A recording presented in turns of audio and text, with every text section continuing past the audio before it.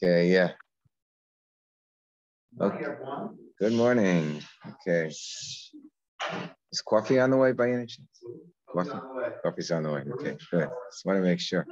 Well, on the third line, second to last one in line, I'm a Rabbi Ula. So I was said to Ula, he interpreted the pasuk of by Yericho Badim, that there will always be Badim, always be some sort of a presence, the staves of the Aron, some sort of presence of the Aron in the base of Mikdash, because of the fact that the pasuk says that they're by Yusham Ad Hayom Hazeh, which means that they still have to be there until this very day, so they were never removed from the base of Mikdash. So my mashma, the ksiv by Yusham Ad Hayom Hazeh, because it says Ad Hayom Hazeh, so that means that you know for sure that it's still there. Every time that the Torah says Ad Hayom Hazeh, does it mean last forever? Not necessarily true. The Yebusi people who lived in Yerushalayim, the Bnei Binyamin were not able to drive out. And it says that the Yebusi people are still there until this very day. But Hakinami lo Galu, you mean to say that they never went into Galus? Brisa says it was a 52-year period that the entire area of Yehuda, that entire region of Eretz Yisrael, was completely vacant. If it was vacant, it means that the Yebusim weren't there either. Shenamar, as it says, this is a pasuk in Yirmiyahu, that on the mountains I will raise my voice in crying and wailing. Ve'al Navasa Midbar, and on the pastures I will sing a kina, a lament. Because they have been destroyed without any ish over, without any person passing through. You can't even hear the voice of the cattle, of the flock. From the birds of the sky until any animal, they all left. They're no longer there. And we don't need the word behema because it already said mikneh, already said that that all the flock are not there anymore. So the word behema is coming to teach me how many years this area was vacant. Behema begematria 52. The gematria behema is 52. Mem is 40. Hey is 50. And base is 2. That's 52. So that means that there were 52 years that nobody was present in all of the region of Yehuda, including the Yebusim. B'tanya, the Brisa says of Yosem Sheva Shanim Niskaima, that there was a 7-year period that it was all filled up with sulfur and salt, like the prediction that it says in the Torah, Gafis Melech Sreipach Ol Arza. So Gafis Melech Beretz Yisrael were all surrounded the entire area of Israel, but there were 7 years that nobody was there. Rabbi Yochanan, my time, what's the reason? That we know that it was 7 years. My time with the Rabbi Yossi. Asya Bris, because we have Xera Shava Bris. It says with respect, it says in Daniel, it's a prophecy that says he's going to make the covenant for the masses, the leaders of the people and so forth. That is a full shavua, a full 7 years. This prophecy, this bris, this covenant is going to come true. So what's the bris? The bris is referred to in the psukim that surround the statement of Gafris Vamelech Sreifah Kol Arza, because it says in that parsha in Devarim, Uksiv Hasam, V'Amru Alashe, why is this coming about? That Gafris Vamelech Sreifah Kol Arza, that the entire land is going to be filled up and consumed with sulfur and salt. Alashe Azvu Espis Hashem Lokei Apasam, because you have abandoned the covenant of Hashem, the God of your forefathers. So there, that's the bris. So we see that the bris came about. So we're set with a 7-year period of absolute desolation. The Yebusim could not have been there. So Amalei, so he says, no, Hachak Siv Sham. There, it didn't say Sham with respect to the Yebusim. It just says Ad Hayom Hazeh. When it came to the Aron, it says Vayu Sham Ad Hayom Hazeh. So Hachak Siv Sham, Hasam Lo Siv Sham. Sham means it's going to be there forever. It says Ad Hayom Hazeh. Okay, Ad Hayom Hazeh is until the moment that it's being written. But Sham means forever. Wait a second. Even if it says Sham, is it so clear that it's something that lasts forever? So we have a pasuk now from Divrei Hayamim that's going to potentially disprove that. What does the pasuk say? Mehem and Bnei Shimon Hokla Har Seir, that there were people from the tribe of Shimon who went to the Har Seir. Thank you very much. Amen.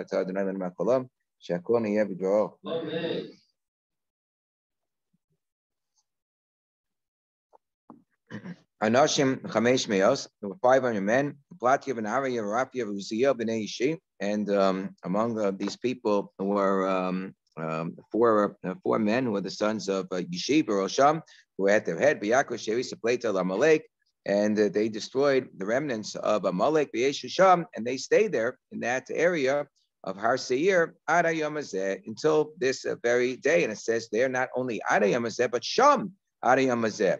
And yet we know that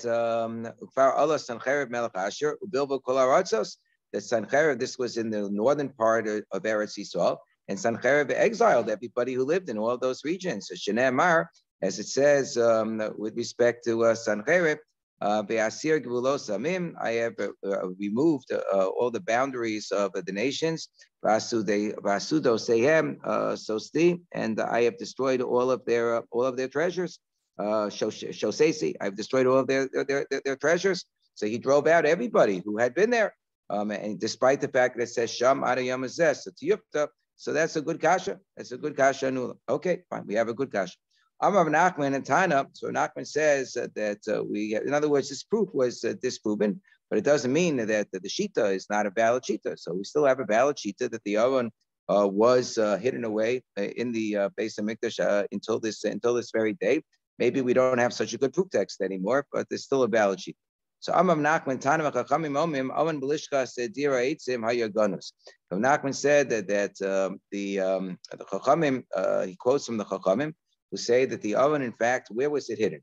It was hidden in the chamber of where they kept the wood. So Amam Nachman by Yitzchak Apanan for the wood, for the fire in the mizbech.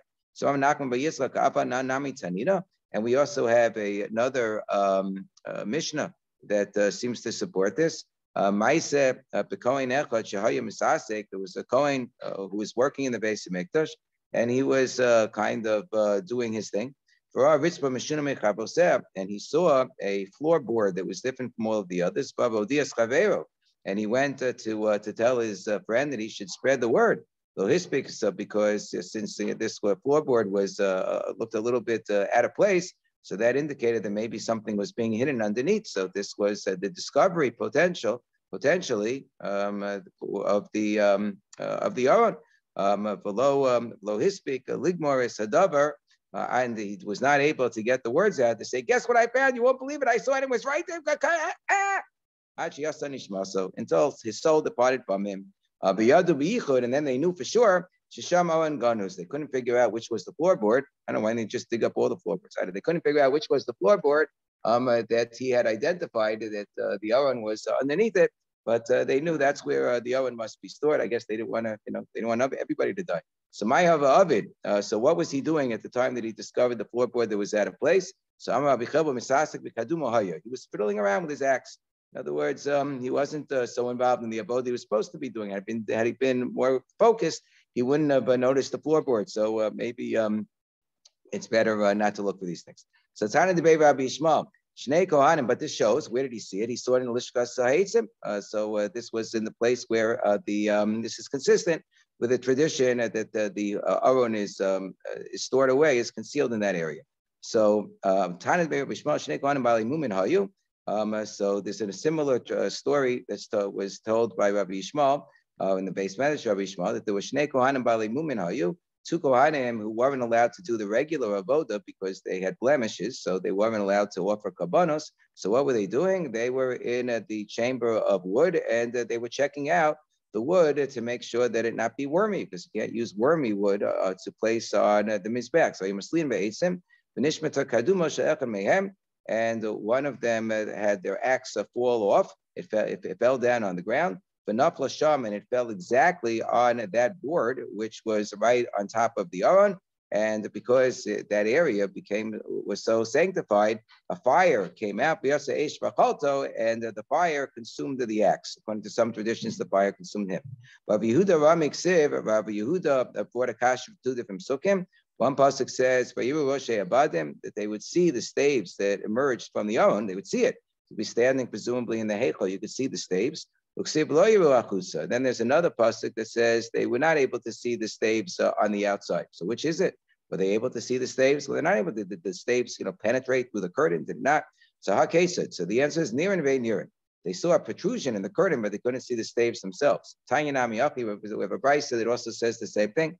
That could see the heads of the staves, the front of the staves.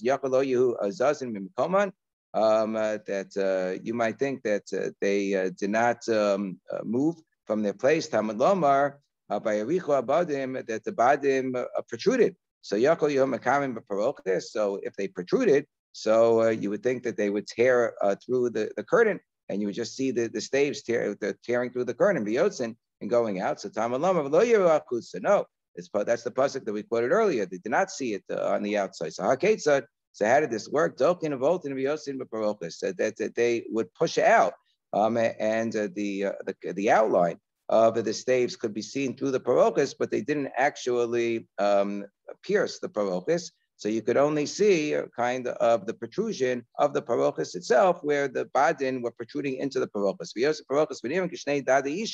And they look like two breasts of a woman that would be, covered up with clothing, presumably. So to over here, it's covered up by the parochis. You couldn't actually see the badim, but you could see the contours of the badim. Shneimar, Surah, it says a pasuk in Shir Hashirim, which, as we know, is all allegorical. Surah Hamor Dodi Li, that my beloved is like a bundle of myrrh.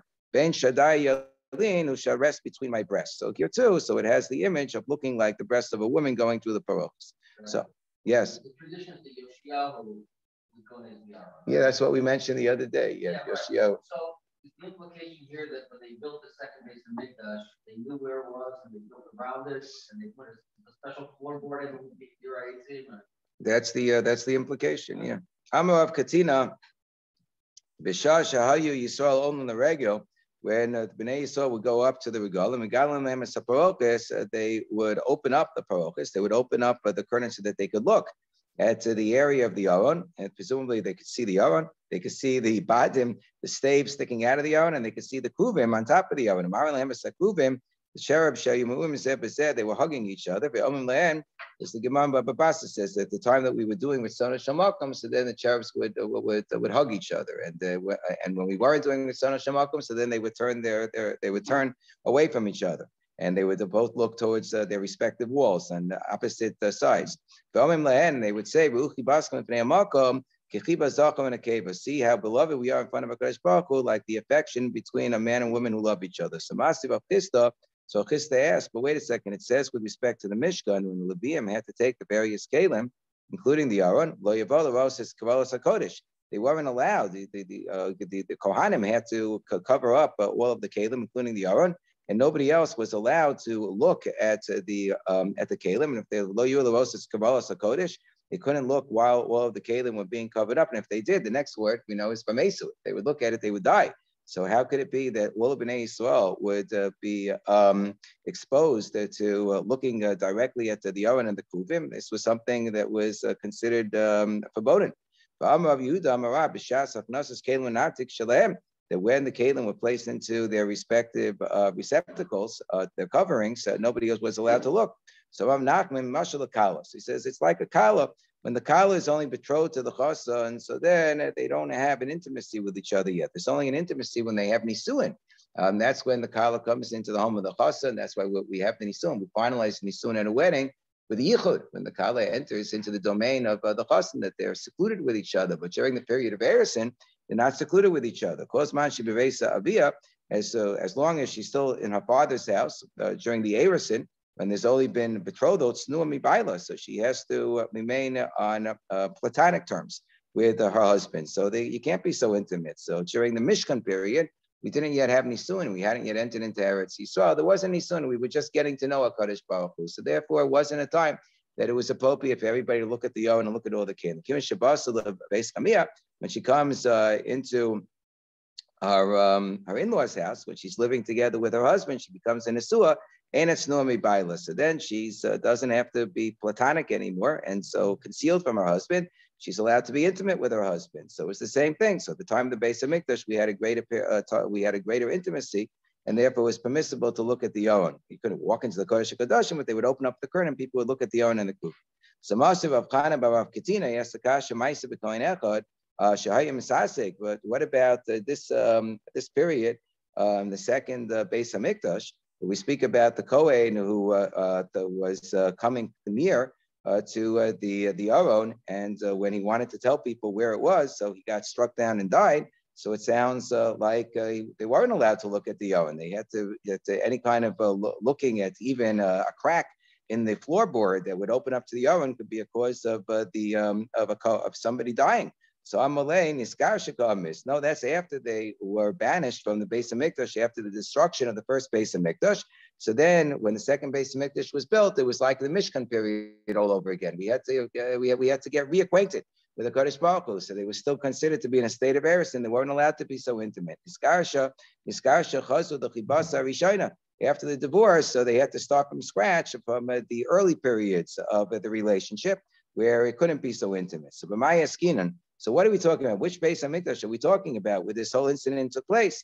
Inay Hamikdash Rishon. If it was talking about the first Beis Hamikdash, when we're talking about this question of the opening up of the parochis, right? What would we speak about? We said that when they would come from the regolim, we would open up the parochis and everybody would look at the Aron. So that means number one, there was a parochis, and number two, there was an Aron with kruvim on top. So which Beis Hamikdash had both the parochis and the kruvim? Inay Hamikdash Rishon. We should have talking about the first Beis Hamikdash. Mi havai parochis.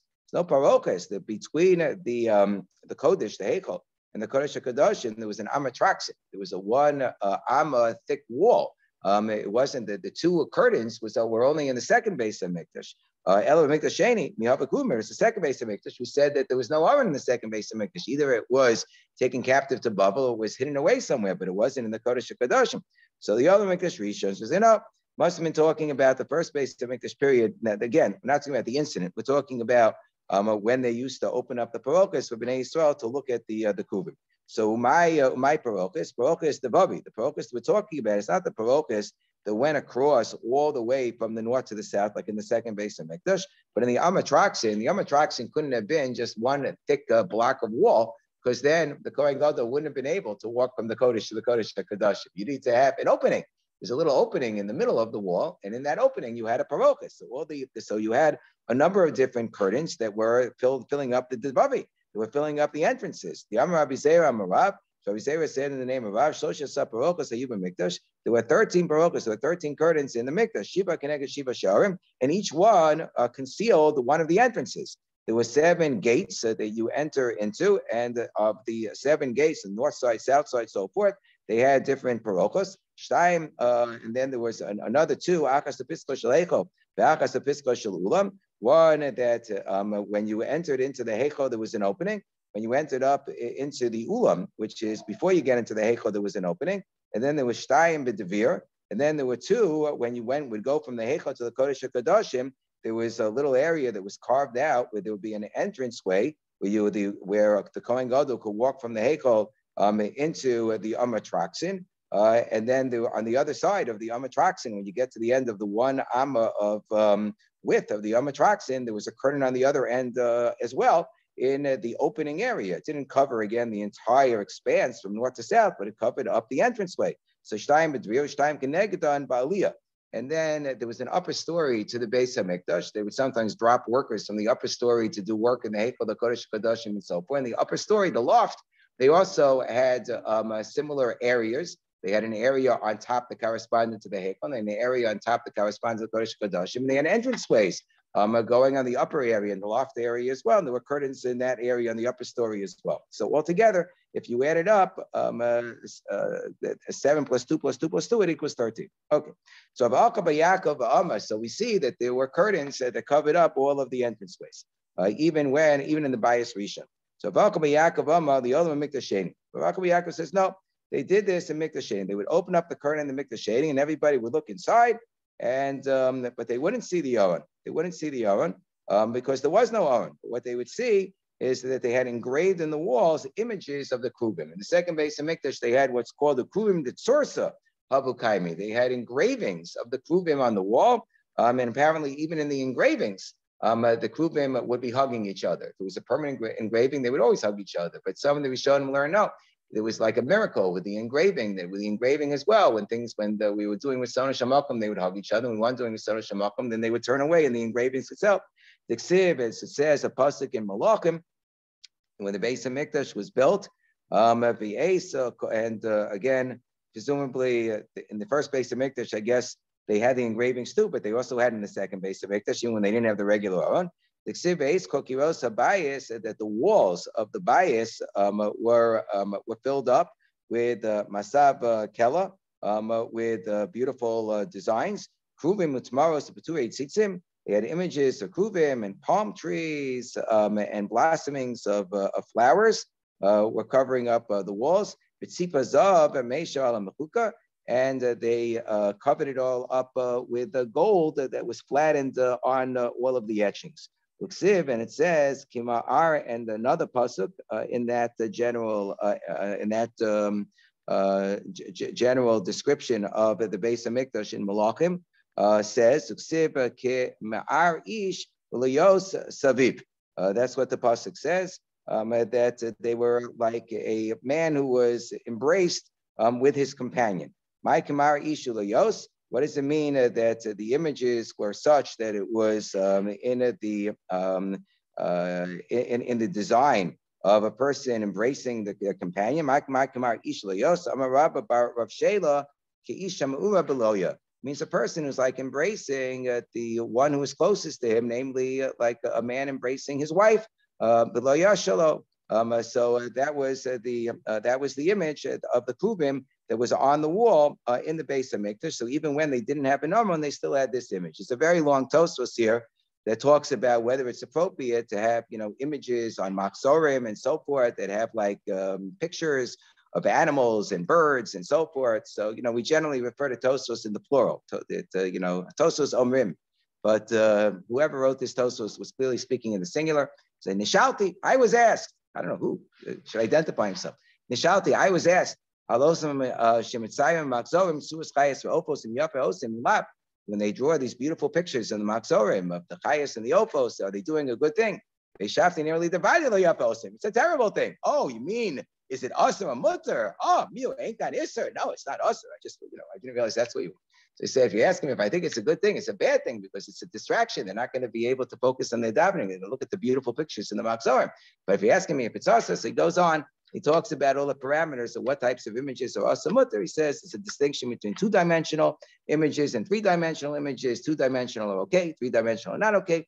Even three-dimensional are only not okay if we're talking about a picture of a human being, or a picture of the four faces of the chariot, which is an Adam, an Aryeh, a Shur, and a Nesher. If you had all four together, so then you would violate not only having a three-dimensional image of a human being, but a three-dimensional image of the lion and the ox and the eagle as well. But everything else, he says, is mutter except for pictures of suns and stars and constellations, which, as we know, is a problem. If it's two-dimensional, so anybody who's interested in what you're allowed to do artistically or not, so this is a very important Tosfos. Okay, so Amar Reish Lakish b'shah sheneknasu nachrim lehechol. When the non-Jews came into the Heichal, into the Kodesh, they saw, this is the time of the destruction of the Beis Hamikdash, they saw the Kruvim were hugging each other.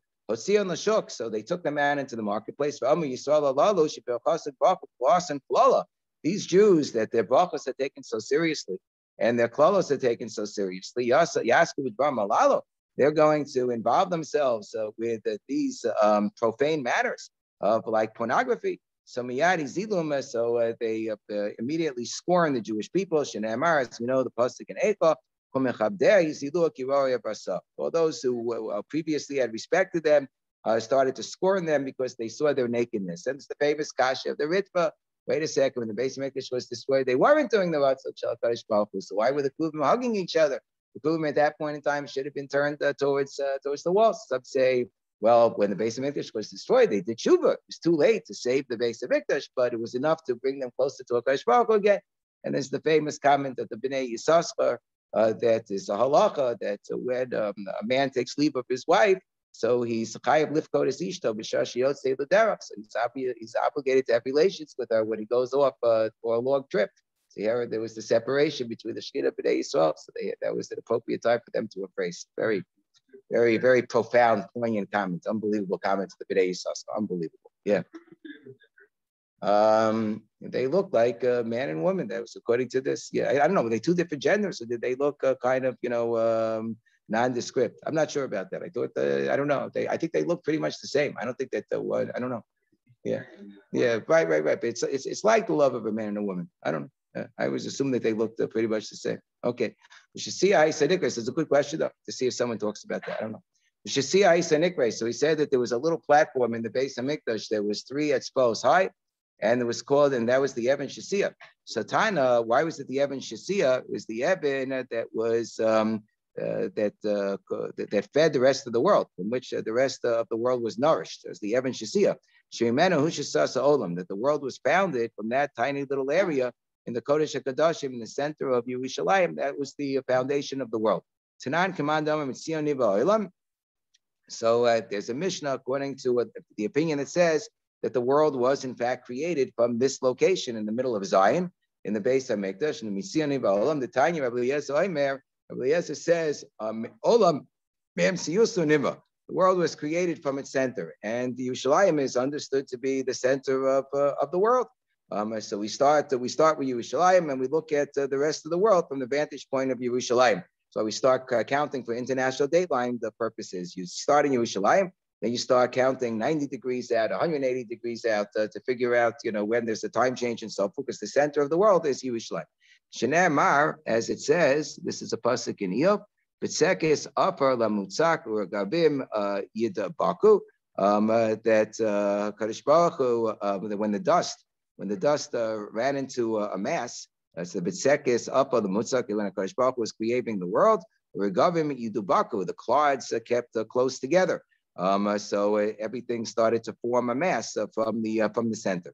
So Rabbi Yeshua says, Olam in Astad Niva, that the world is created from the sides. So 4 different sides, and then the 4 sides just kind of like came together. 4 different corners, they all came together. Shnei Kilashelag Yomar Be'aretz says to the snow, you should fall on the land. Eretz Begeshem Matar Begeshem Mitros. That you should fall onto the rain and to the shower of rain and to the showers of the mighty rain. So that gives us Geshem, Matar, Geshem, Mitros. So Geshem is 1, Matar is 1, Geshem, Mitros is 2, Mitros is plural. So you have 4 different corners that would eventually form the Aretz, for the Shelag to fall upon. Okay, so it's 4 different studies. Begeshem Mitros Uzo. Rabbi Yitzchak Amar. Rabbi Yitzchak says, Even Yara Kadosh Baruch Hu B'Yam, that Kadosh Baruch Hu hurled a stone into the ocean. Mimeno Nishtas Olam, and from there the world was created. Shnei the world formed from there. Shnei Amar Adonai Hutba'u, that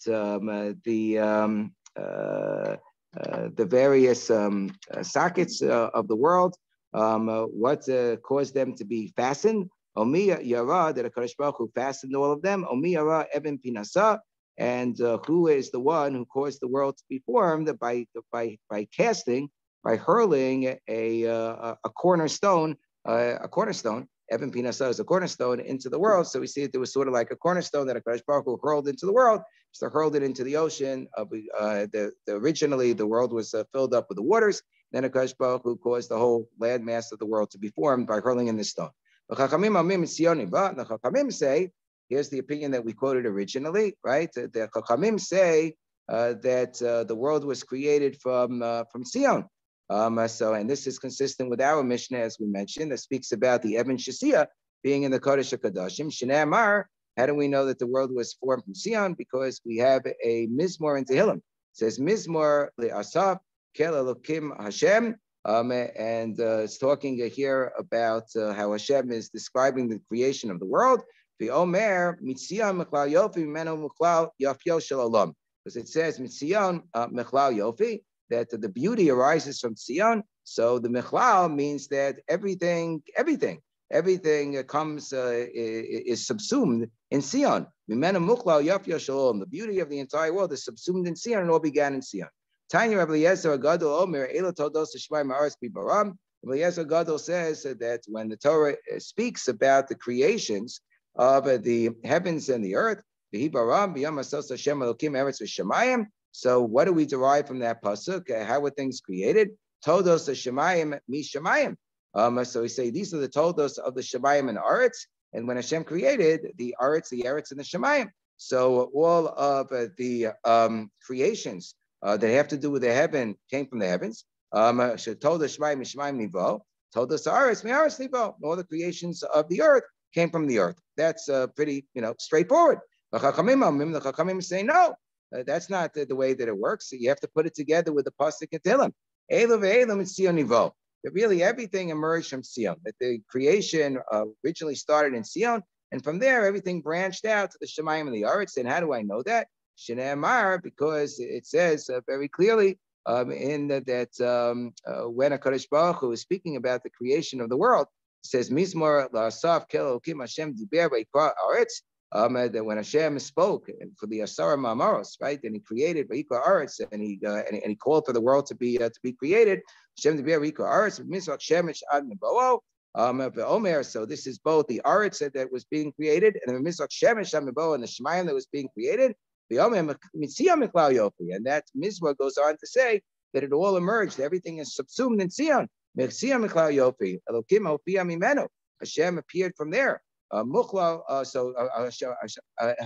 Hofia says Elokim Hofia, Hashem emerged from there. So we learn from there. Kama Mimena Mukla Yofya Shalom. It was from there that the entire beauty of the world emerged. It's all subsumed in Sion because it all began in Sion with the Evan Shisia. Not till it's Adam. So just the next line says the Kohen Gadol took the blood from the person who had been stirring the blood of the par in a location right near the Heichal. He was stirring it away for the Kohen Gadol. So what does it mean that my kamatzlif? What does it mean that when the Kohen Gadol would do the various sprinklings of the blood, that he would do a kamatzlif? What does the word kamatzlif mean? So Machmi Rav Yehuda, so Rav Yehuda showed like somebody who's swinging a whip. So you swing a whip, so you swing you would swing on the back of the person who's being whipped from the top of the back, and then you would go further and further down. The whip would go further down as you go along. So here too, he would, drop the first drop of blood would go down, and as he would do the other, 7 droppings, each one with the drop of blood would be a little bit closer to where the Kohen Gadol was standing. Stop here. Everybody have a good Shabbos.